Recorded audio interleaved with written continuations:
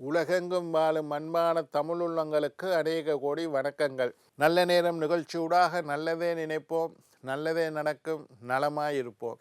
இன்றைய தினம் 29ஆம் தேதி 1ஆம் மாதம் 2026 குருவாசர யுத்தம் என்று சொல்லக்கூடிய வியாழக்கிழமை, விசுவாவசு வருடம் தை மாதம் 15ஆம் நாள், ஏகாதசி திதி, மிருகசீரிட நட்சத்திரம், மரண யோகம், ஏகாதசி விரதம் இருக்க வேண்டிய நாள், பீம ஏகாதசி விரதம். இன்றைய தினம் ராகு காலம் 2 மணி முதல் 3:30 மணி வரை. இன்றைய தினம் யமகண்டம் 6:30 மணி முதல் 8 மணி வரை. இன்றைய தினம் நல்ல நேரம் 8 மணி முதல் 9:30 மணி வரை. இன்றைய தினம் குளிகன் நேரம் 9:30 மணி முதல் 11 மணி வரை. இன்றைய தினம் விசாக நட்சத்திரக்காரர்களுக்கு சந்திராஷ்டம தினம். விசாக நட்சத்திரக்காரர்களுக்கு சந்திராஷ்டமம். இன்று சூளம் தெற்கு, பரிகாரம் தயிர். என்ன நேர்களே, வாருங்கள் இனி இன்றைய தினத்திற்குண்டான ராசி பலன்களை பார்க்கலாம்.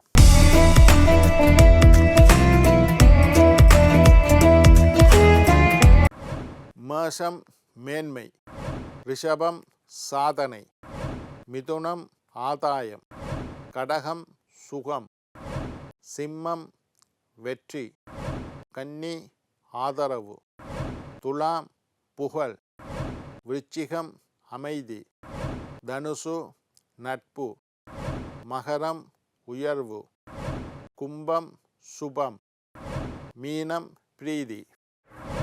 ஆன்மீக தகவல் பகுதியில் தொடர்ந்து உங்களை சந்தித்து வருவதில் மட்டற்ற மகிழ்ச்சி அடைகின்றேன்.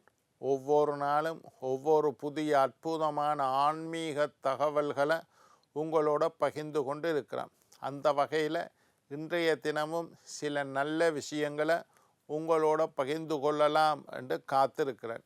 எங்களுடைய நிகழ்ச்சிக்கு நீங்கள் தரக்கூடிய ஆதரவு என்னை மகிழ்ச்சி அடைய செய்கின்றது.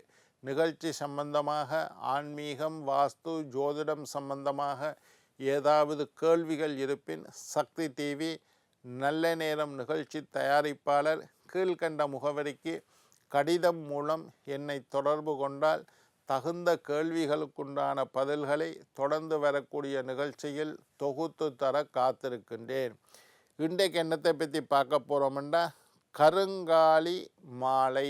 கருங்காலியை பற்றி இன்றைக்கு பார்க்க போகிறோம். இப்போ எல்லாரும் ஃபேமஸ் ஆகிட்டது கருங்காலி மாலை போடுறது.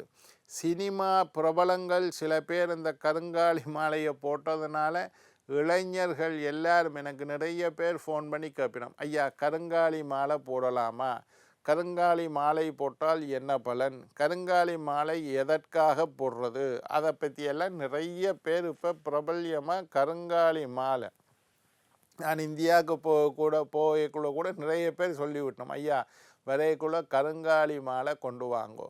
ஜாதகம் பார்க்க வராக்கள் கேட்பினோம், ஐயா கருங்காலி மாலை வைத்திருக்கின்றீர்களா, விற்கிறதுக்கு வச்சிருக்கீங்களான்னு கேட்பினோம். கருங்காலி என்பது இப்போ சமீபமாக பிரபல்யமாகி விட்டது கருங்காலி மாலை. இன்றைக்கு கருங்காலியை பற்றி பார்க்க. மாலை என்பது மட்டுமல்ல, கருங்காலி என்பது ஒரு தடி, ஒரு மரம், அதில் தான் மாலை செஞ்சு வச்சிருக்கணும். கருங்காலிக்கு பணத்தை ஈர்க்கும் சக்தி உண்டு என்பதை இல்லை என்று சொல்ல முடியாது. கருங்காலி இருக்கிற இடத்துல பண வசீகரம் இருக்கும், பணத்தை வசீகரம் செய்யக்கூடிய சக்தி கருங்காலிக்கு உண்டு, அது இல்லைன்னு சொல்லாரு. ஒவ்வொரு வீட்டிலும் கருங்காலி அந்த காலத்தில் உலக்க வச்சிருப்பினோம், இடிக்கிறதுக்கு உலக்க. இப்போ மிக்சி எப்போ வந்துச்சோ அந்த உரல், உலக்கை, அம்மி இதுகளெல்லாம் இல்லாமல் போய்விட்டது. அந்த காலத்தில் கருங்காலியில் செய்த உலக்கையை வச்சிருப்பினோம். உலக்கை என்பது மிக பாதுகாப்பான ஒன்று. பிள்ளைகள் யாராவது வீட்டுக்கு தூரம் வந்துட்டால் அந்த உலக்கையை போட்டுட்டு இருப்பினோம். இப்போவும் தெரியும், ஏதாவது செத்த வீடுக்கு போயிட்டு சுடலையில் போய் கொல்லி வச்சுட்டு வீட்டை வரைக்குள்ள உலக்கை ஒன்றை போட்டு அந்த உலக்கையை கடந்து வரும்படி சொல்வார்கள்.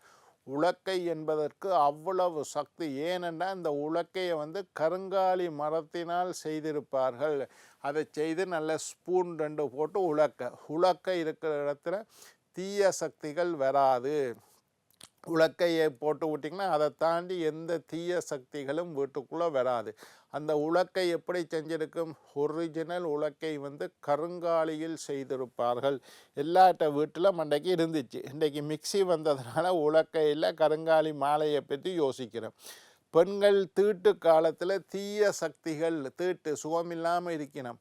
மாதவிடாய் வந்துட்டுது.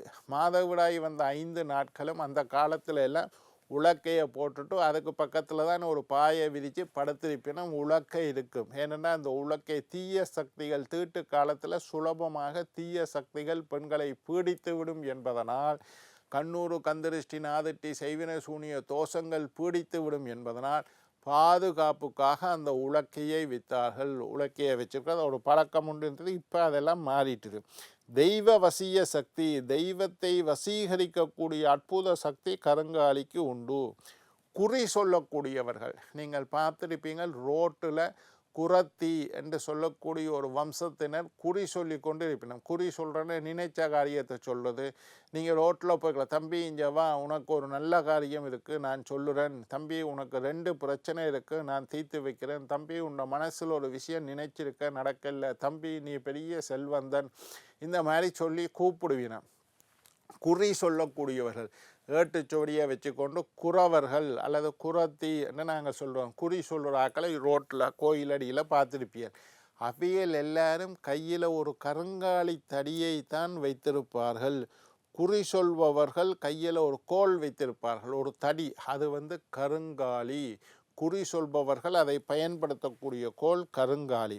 வராகி அம்மன் கையில் கருங்காலி உலக்கை வைத்து, வராகி அம்மன் கையில் ஒரு ஆயுதமாக கருங்காலியை வைத்திருப்பார்கள். இப்போ கருங்காலியை பற்றி நான் சொல்லி கொண்டு வரேன். வராகி அம்மனை பார்த்தீங்களா இருந்தால் கையில் உலக்க மாதிரி ஒரு தடி வச்சிருப்பா, அது வந்து கருங்காலி. வராகி அம்மன் தன்னுடைய ஆயுதமாக கருங்காலியை வைத்திருக்கின்றார்.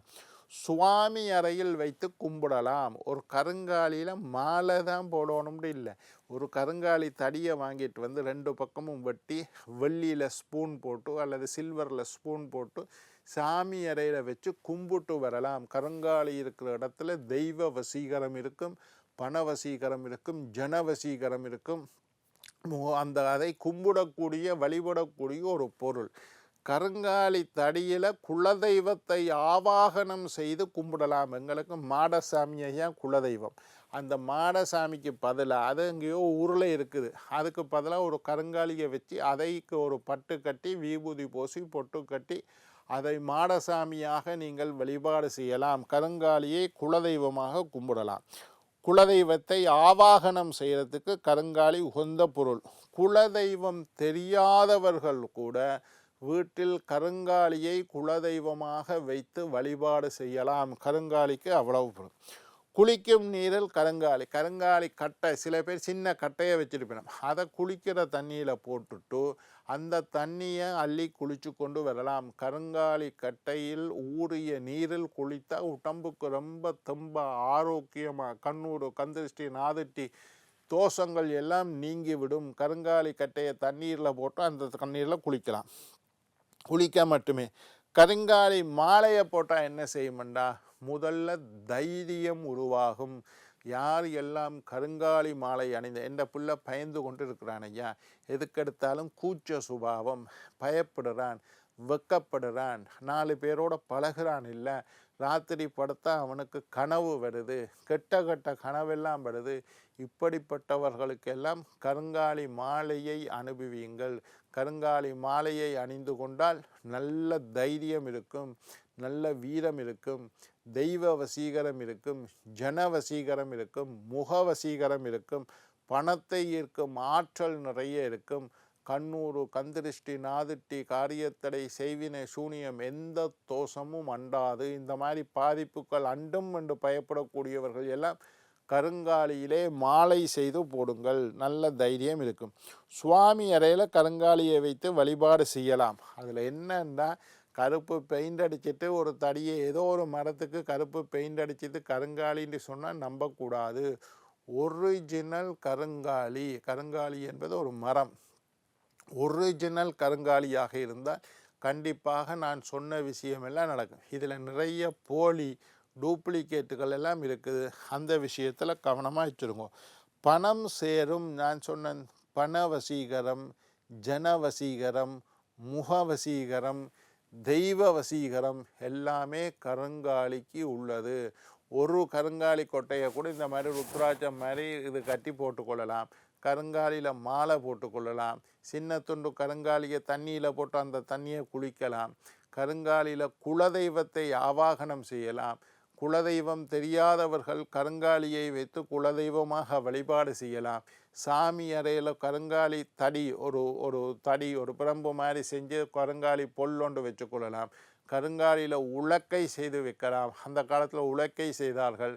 வராகி அம்மனின் கையில் இருக்கக்கூடியது கருங்காலி. இந்த மாதிரி கருங்காலிக்கு அற்புதமான ஆற்றல் உண்டு, வசீகரத்தன்மை உண்டு. கருங்காலி இருக்கிற இடத்துல பணம் சேர்ந்து கொண்டே இருக்கும். காசு பெட்டிக்களையும் சின்ன கருங்காலி துண்டு, காசு பெட்டிக்கலை எங்கள்ட அன்பர் ஒருத்தர் வச்சுருக்கார். சின்ன துண்டோண்டு காசு பெட்டிக்களை வச்சுருக்கார். அதுவும் நல்லது. சில பேர் கருங்காலியில் ஒரு இதோண்டு செஞ்சு 2 பக்கம் வெள்ளி கட்டி ஒரு பொல்லு, ஒரு தடி, ஒரு மந்திர கோல் மாதிரி சாமி ரூமில் வச்சிருக்கணும். அதுவும் செய்யலாம். கருங்காலி என்பது அற்புதமான ஆற்றல் கொண்டது. ஜனவசீகரம், வியாபாரம் செய்கிற இடத்துலையும் கருங்காலியை வைக்கலாம். அங்கே ஜனவசீகரம் உருவாகும். என்ன நேயர்களே, நாளை மற்றுமொரு நிகழ்ச்சியில் உங்களை சந்திக்கும் வரை உங்களிடம் விடைபெறுவது உங்கள் ஜோதிட சித்தர் டாக்டர் ராஜராஜ குருக்கள்.